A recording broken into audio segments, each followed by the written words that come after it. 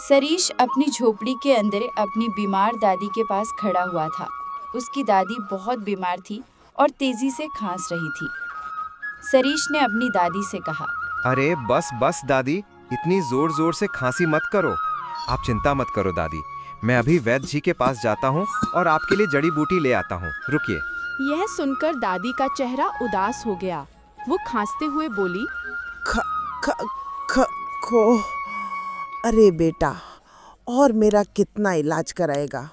मेरा इलाज कराते कराते तो लाला कुंवर मल का कर्जदार हो गया है, जो रोज अपनी किस्त मांगने के लिए यहाँ आता है और तुझे अपमानित करके चला जाता है। बचपन में तेरे माँ बाप भी गुजर गए और तू अनाथ हो गया। 10 बरस की उम्र से तू अपनी बूढ़ी दादी का ख्याल रखने लगा। दादी की बातें सुनकर सरीश की आंखों में आंसू आ गए। दादी, मुझे गांव वाले अनाथ कहते हैं, लेकिन आपके होने पर मैंने कभी खुद को अनाथ नहीं समझा। मैं अभी आता हूँ दादी। इतना बोलकर सरीश उठ खड़ा हुआ और सीधा वैद्य के झोपड़ी की तरफ चल पड़ा।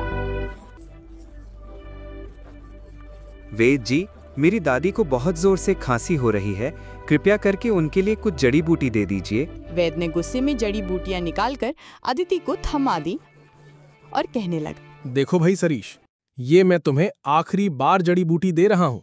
अगर तुमने पिछली उधारी नहीं चुकाई तो आगे से अपनी दादी के लिए यहां जड़ी बूटी लेने मत आना, समझ गए? चलो जाओ। सरेश चुपचाप झोपड़ी से बाहर निकल आया और तेजी से अपने घर की ओर चल पड़ा। रास्ते में उसे लाला कंवरमल अपने साथी गणेश के साथ मिल गया। अरे रुक जाओ, कहाँ भागे जा रहे हो भाई? हाँ, अच्छा हुआ जो तू मुझे मिल गया। मैं तो तेरी झोपड़ी के तरफ ही जा रहा था तेरे दर्शन करने। है भाई, हाँ बता, मेरा कर्ज कब तक लौटाएगा? लाला जी, मुझे थोड़ी और मोहलत दे दीजिए, मैं जल्द ही चुका दूंगा। चल ठीक है, मैं तुझे 10 दिन का समय देता हूँ। अगर 10 दिन के अंदर तूने मेरा कर्ज ब्याज समेत नहीं लौटाया तो अपनी झोपड़ी खाली कर देना। मैं तेरी झोपड़ी बेचकर अपना सारा कर्ज वसूल कर लूंगा। तुझसे बड़ा मूर्ख नहीं देखा रे, बेवकूफ कहीं का। ससुरा, अपनी बूढ़ी दादी के लिए तूने जमींदार से इतना कर्जा ले लिया कि तेरी झोपड़ी भी जाने वाली है। अरे वो दादी है ही कितने दिन की मेहमान, एक न एक दिन तो जाएगी। अरे कर्जा लेकर खुद बेवकूफ बन गया। यह कहकर गणेश और लाला कंवरमल हंसते हुए चले गए। आदिति आंखों में आंसू लिए अपने घर लौट आया। आदिति ने जड़ी बूटियां पीसकर दादी को खिलाई। आप चिंता मत कीजिए दादी, आप ठीक हो जाएंगी। जड़ी बूटी खाने के बाद दादी को थोड़ा आराम मिला। वो रोते हुए बोली, भगवान हर किसी को तेरे जैसा पोता दे। दादी चिंता मत कीजिए, मैं प्रधान रामलू जी के पास जाता हूँ। शायद कोई काम मिल जाए तो आज शाम के खाने का भी इंतजाम हो जाएगा। मैं जाता हूँ। सरीश मुखिया जी के पास पहुंचा और विनती करते हुए बोला, राम राम प्रधान रामलू जी। प्रधान रामलू जी, मैं क्या कह रहा हूँ सुनिए। आपसे मुझे काम की बहुत जरूरत है। मेरी दादी बीमार है और घर पर खाने को कुछ भी नहीं है। मेरा छोटा सा काम है, उनका खाना बहुत जरूरी है।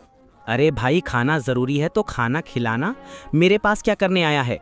सुरेश देख, मेरे खेत में जितने मजदूर काम कर रहे हैं वो काफी हैं। तेरे लिए कोई काम नहीं है, कहीं और जाकर काम देख। तभी मुखिया की पुत्री राधा वहां पहुंची।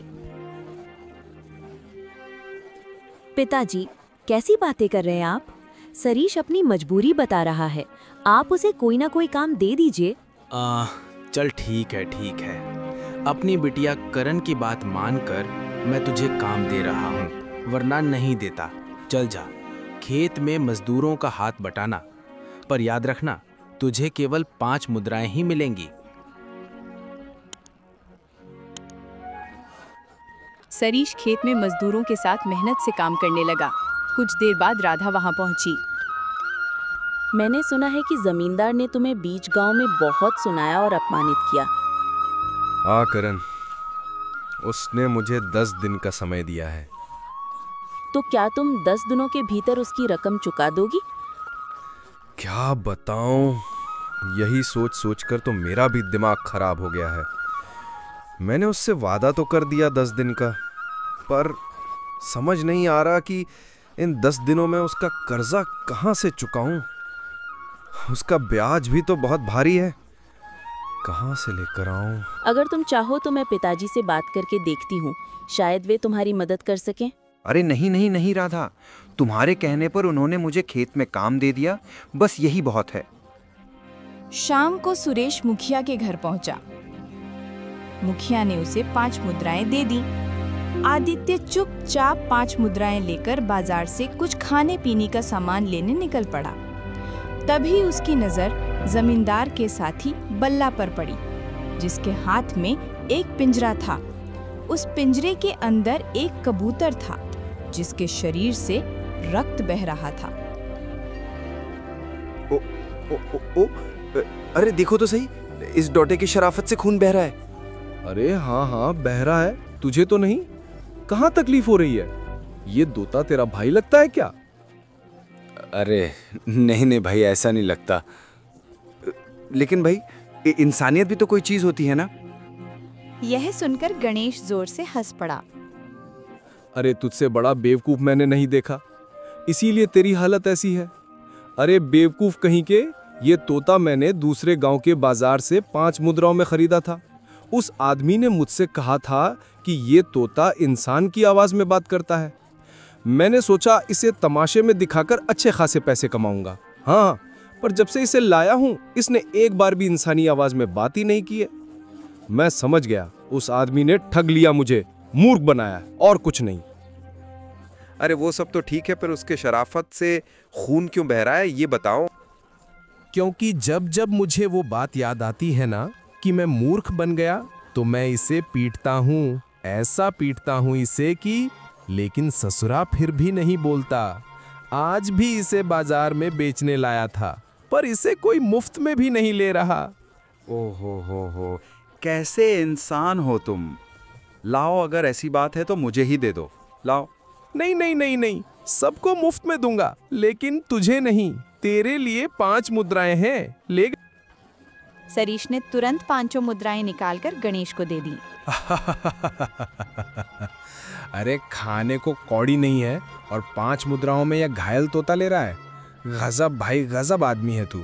ले जा कर गणेश हंसता हुआ वहां से चला गया। सरीश उस घायल तोते को लेकर घर की ओर बढ़ चला।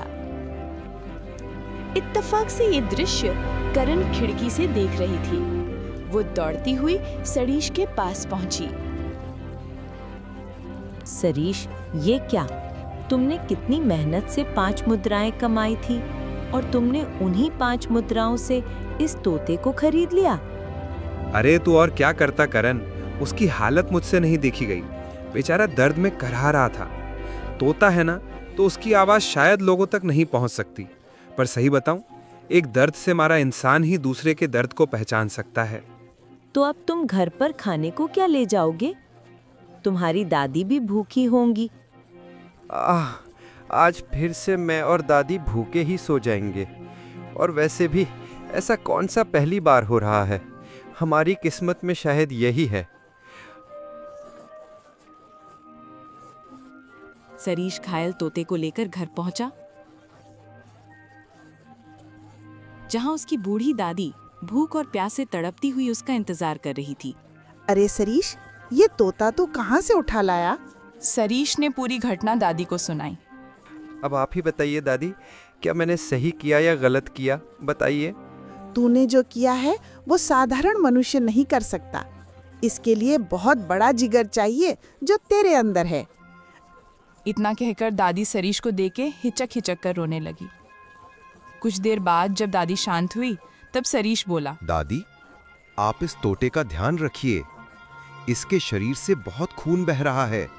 मैं जंगल से कुछ जड़ी बूटियां लेकर आता हूं, ताकि इसके घावों पर लगाकर इसका बहता हुआ खून रोक सकूं। अब वैद्य जी तो दवा देंगे नहीं, उन्होंने मना कर दिया है ना? चलो मैं आता हूं। इतना बोलकर सरीश घर से निकलकर जंगल की ओर चल पड़ा। जंगल से जड़ी बूटियां लाकर उसने उन्हें पीसकर तोते के शरीर पर लगाना शुरू किया। कुछ देर बाद तोते का जख्म भर गया। अचानक उस तोते ने मुंशी की आवाज में सरीश की ओर देखकर कहा,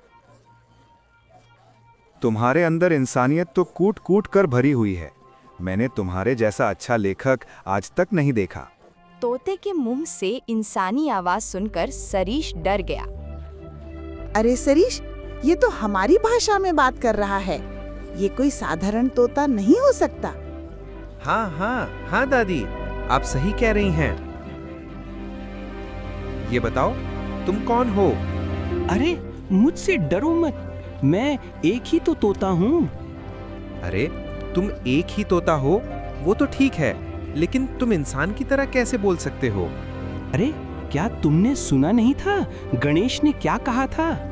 मेरे पहले मालिक ने इसे यही कहकर बेचा था कि मैं मनुष्य की भाषा में बात करता हूँ, लेकिन मैं हमेशा उसी इंसान के सामने बोलता हूँ जिसके अंदर इंसानियत हो। सरीश चौंक गया। बात यह है कि मेरे पहले मालिक के अंदर इंसानियत थी, लेकिन जब मैंने उन्हें ये रहस्य बताया तो कुछ दिनों बाद उनके मन में लालच आ गया और तब से मैंने फिर बोलना बंद कर दिया। सरीश गहरी सोच में डूब गया। उसके मन में और उसकी दादी के मन में डर कम हो चुका था। शायद भगवान ने तेरी अच्छाई के बदले तुझे ये तोता भेंट स्वरूप भेजा है। मेरा मन कहता है ये तोता सत्य बोल रहा है। दादी माँ सही कह रही हैं। दादी माँ कभी झूठ नहीं बोलती। क्या तुम सच में खजाने के पता जानते हो? हाँ, और मैं केवल तुम्हें ही उस खजाने तक पहुंचाऊंगा, क्योंकि तुम सच्चे मनुष्य हो, लालच से मुक्त, ईर्ष्या से दूर, और केवल वही उस खजाने तक पहुंच सकता है। कल सुबह ही तुम मेरे साथ चलना, मैं तुम्हें पहुंचा दूंगा। अच्छा, तो फिर तुम मुझे कब उस खजाने तक पहुंचाओगे? वैसे भी मेरे ऊपर बहुत सारा कर्जा है। कल सुबह ही तुम मेरे साथ चलना, मैं तुम्हें पहुंचा दूंगा। सरीश के चेहरे पर खुशी साफ झलक रही थी। तभी उसके कानों में करण की आवाज टकराई। हे भगवान, ये मैं क्या सुन रही हूँ? सरीश जैसे ही पलटकर देखता है तो पीछे करण खाने की थाली लिए खड़ी थी। करण, तुम कब आई? मैं तो तुम्हारे और तुम्हारी दादी के लिए कुछ भोजन लेकर आई थी, लेकिन मैंने देखा कि तुम तोते से बात कर रहे थे और तोता बिल्कुल मनुष्य की भाषा बोल रहा था। मैंने तुम्हारे और तोते के बीच की सारी बातें सुन ली। अरे डर मत कर करण, ये तोता सच बोल रहा है। कहीं कोई राक्षस या पिशाच तो इस तोते के रूप में नहीं है? नहीं करण, मेरे बाल धूप में सफेद नहीं हुए हैं। मेरा मन कहता है कि ये तोता सत्य बोल रहा है। दादी की बात सुनकर करण के मन का डर कम हो गया। वह थाली सरीश के सामने रख देती है। ये लो सुरेश, मैं तुम्हारे और तुम्हारी दादी के लिए कुछ खाने को लेकर आई थी। और हाँ, एक बात बताना भूल गई। जब मैं खाना लेकर तुम्हारे घर आई थी तब मैंने झोपड़ी के पीछे गणेश को देखा। वो झोपड़ी के छेद से बाहर से न जाने क्या देख रहा था। पता नहीं, मुझे लगता है कि तुम्हारे और तोते के बीच की बातचीत गणेश ने सुन ली होगी। सुरेश, अगर गणेश ने तुम्हारे और तोते की बातचीत सुन ली है तो तुम्हें सुबह ही तोते के साथ खजाने की खोज में निकलना होगा, इससे पहले कि गणेश अपनी किसी योजना को अंजाम दे। मैं भी तुम्हारे साथ चलूंगी सुरेश, मैं कल सुबह ही यहाँ आ जाऊंगी। इतना कहकर करण वहाँ से चली गई। करण का शक सही निकला। गणेश ने सच में सरीश और तोते के बीच की बातचीत सुन ली थी। वह दौड़ते हुए लाला कंवरमल की हवेली पहुंचा और सारी घटना उसे बता। अरे मूर्ख कहीं के, तूने उस खजाने की चाबी को उस मूर्ख सुरेश के हवाले कर दिया, नालायक कहीं का। मालिक जी, मुझे क्या पता था कि वो तोता इतना बड़ा रहस्य जानता है। अगर पता होता तो क्या मैं उसे सिर्फ 5 मुद्रा में बेचता? क्या मेरी अक्ल मारी गई थी? अकली मारी गई है तेरी। अच्छा ये बता, अगर तुझे पता होता तो तू उसे कितने में बेचता? कम से कम 500 मुद्राओं में। मूर्ख कहीं के, तुझे उसे बेचना ही नहीं चाहिए था। वाकई तेरी अकल मारी गई है। अरे खजाने का मतलब जानता है? खजाना वो होता है जिस पर पीढ़ियां बैठकर खाती हैं। अब ये बात तो मेरे दिमाग में आई ही नहीं मालिक जी। अब क्या होगा? अरे होगा क्या, तोता जब तक तेरे पास था चुप रहा, उसने कुछ नहीं बोला। वो केवल सुरेश के सामने ही बोला। अगर हम उसे पकड़ भी लें तो क्या भरोसा कि वो हमारे सामने भी कुछ बोलेगा। हाँ, तो बेहतर यही होगा कि सुरेश को शक ना हो कि मैं और तू उस रहस्य को जान गए हैं। मेरी बात सुन, कल सुबह जब वो तोते के साथ खजाने की खोज में निकलेगा तो हम दोनों छिपके से उसका पीछा करेंगे, और जब वो दोनों खजाने तक पहुंच जाएंगे तो फिर है सबका वही काम तमाम कर देना है और खजाना लेकर यहाँ आना है। हाँ, अब की ना तूने अक्लमंदी की बात। अगले दिन सरीश अभी सोकर उठा होता है, तभी दरवाजे पर करण आ जाती है। तुम इतनी सुबह सुबह? मैंने कहा था ना कि मैं भी तुम्हारे साथ चलूंगी। अरे लेकिन करण, मेरी बात समझो। अगर वहां कोई खतरा हुआ तो फिर क्या करेंगे? नहीं नहीं, मैं तुम्हें अपने साथ नहीं ले जा सकता। तुम अच्छी तरह से जानते हो कि मैं तुम्हें पसंद करती हूँ और तुमसे प्रेम करती हूँ। जानता हूँ। तो क्या तुम मुझसे प्रेम नहीं करते? करण देखो, मैं भी तुमसे प्रेम करता हूँ, लेकिन तुम्हारे पिताजी इस रिश्ते को कभी स्वीकार नहीं करेंगे। देखो ना, तुम कितनी अमीर हो और मैं तुम्हारे पिताजी के यहाँ काम करने वाला मजदूर, एक गरीब जिसका खाने का ठिकाना भी नहीं है। बताओ तुम्हें कैसे रखूं? जब तुम्हें खजाना मिल जाएगा तब तुम भी अमीर हो जाओगे। उसके बाद तुम मेरे पिताजी की आंखों में आंखें डालकर मेरा हाथ मांग सकते हो। मैं तुम्हारे साथ हर अच्छे बुरे समय में रहना चाहती हूँ। अगर मैं भाग गया तो? कोई बात नहीं, आजाद होना हर पुराने का अधिकार है। तुम जरूरत से ज्यादा ही अच्छे हो सुरेश। अब बस ऐसे ही मेरी तारीफ करते रहोगे या चलोगे भी? सरीश और करण और तोता घर से निकल पड़ते हैं। जंगल में घना सन्नाटा है, पंछियों की आवाजें भी धीमी हो गई हैं। अचानक झाड़ियों से एक सांप निकलकर करण की ओर बढ़ता है। वो डर कर चीखने ही वाली होती है, तभी तोता उड़कर सांप की आंखों पर चोंच मारता है और सांप भाग जाता है। धन्यवाद तोते।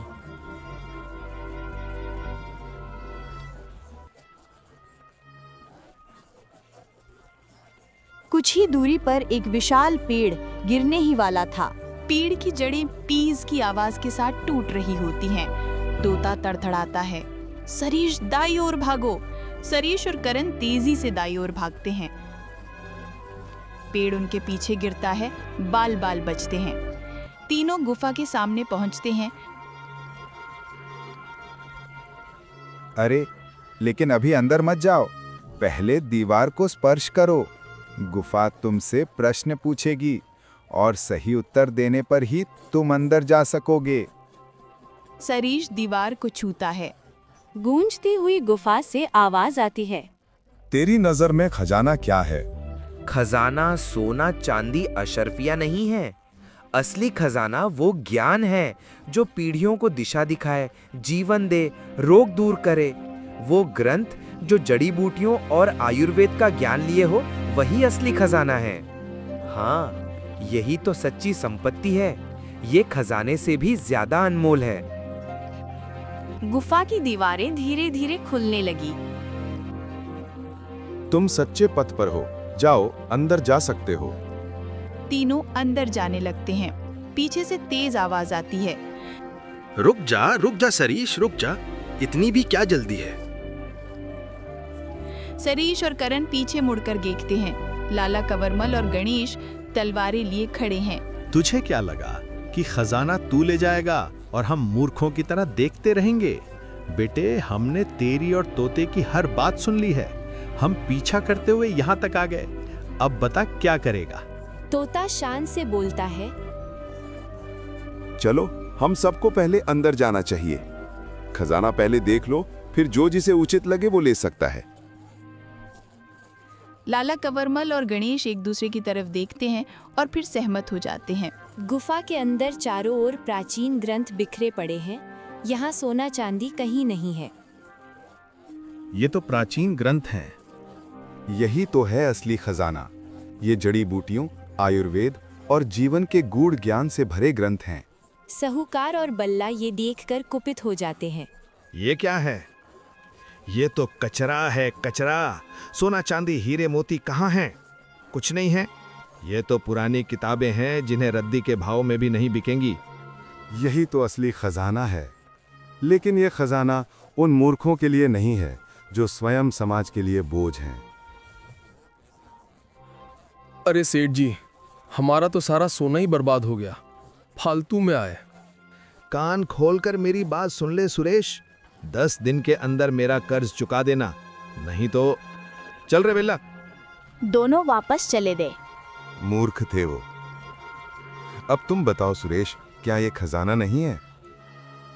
उसी समय सुरेश एक ग्रंथ खोलता है। वो उसमें लिखी हुई कुछ बातें पढ़ने लगता है। ये खजाने से भी ज्यादा अनमोल है। तभी रंग बिरंगे प्रकाश में तोता एक साधु में परिवर्तित हो जाता है। ये देखकर सुरेश बुरी तरह चौंक गया। अब आप कौन हैं? मैं एक शापित साधु था जो तोते के रूप में था। बरसों पहले मैंने खजाने को प्राप्त करने के लिए यहाँ तपस्या की थी। इस गुफा के अंदर जब ये प्राचीन ग्रंथ प्रकट हुए तो मैं बहुत क्रोधित हो गया और अनाप शनाप बकने लगा। बस तभी मेरे गुरु प्रकट हुए और उन्होंने मुझसे कहा, मूर्ख, तूने जो तपस्या की है उससे वो वस्तुएं प्रकट हुई हैं जो अनमोल हैं और तू उन्हें कचरा समझ रहा है। तूने इस विद्या का अपमान किया है, इसीलिए तू शापित होगा। तुझे इस शाप से तभी मुक्ति मिलेगी जब कोई मनुष्य इस खजाने से भी अधिक कीमती ग्रंथों को अनमोल मानेगा। बस इतना कहकर मेरे गुरु अंतर्ध्यान हो गए। मैं तब से तोते के रूप में था, लेकिन आज तुम्हारी वजह से मैं मुक्त हो गया हूँ और अब यह सारे प्राचीन ग्रंथ तुम्हारे हैं।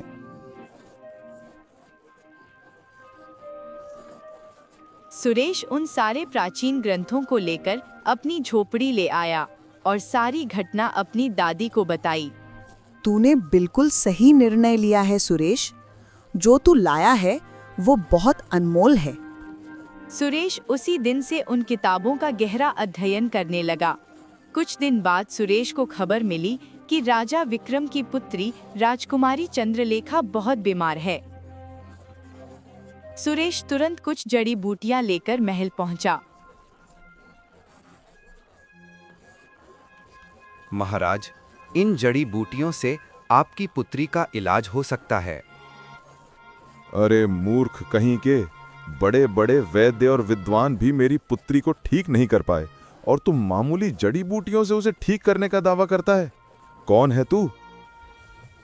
महाराज, कृपया मुझ पर विश्वास कीजिए। जैसे ही ये जड़ी बूटी दी जाएंगी, आपकी पुत्री स्वस्थ हो जाएगी। राजा विक्रम के कहने पर जैसे ही वो जड़ी बूटी राजकुमारी को दी गई, वो रंग बिरंगी किरणों से घिरकर पूर्णतः स्वस्थ हो गई। आखिरकार ये कैसे संभव हुआ? सुरेश ने सारी घटना राजा विक्रम को बताई। हमें तुम पर गर्व है सुरेश। आज से तुम इस राज्य के प्रमुख वैद्य घोषित होते हो। इतना कहकर राजा विक्रम ने सुरेश को बहुत सारी स्वर्ण मुद्राएं भेंट की। सुरेश अपने गांव लौटा और साहूकार के मुंह पर उसका कर्जा मार दिया। फिर अपनी दादी का इलाज करवाया। कुछ दिनों में सुरेश की झोंपड़ी की जगह एक शानदार घर बनके तैयार हो गया, जहां ढेर सारी जड़ी बूटियां रखी थीं। सुरेश का मान सम्मान पूरे राज्य में फैल गया।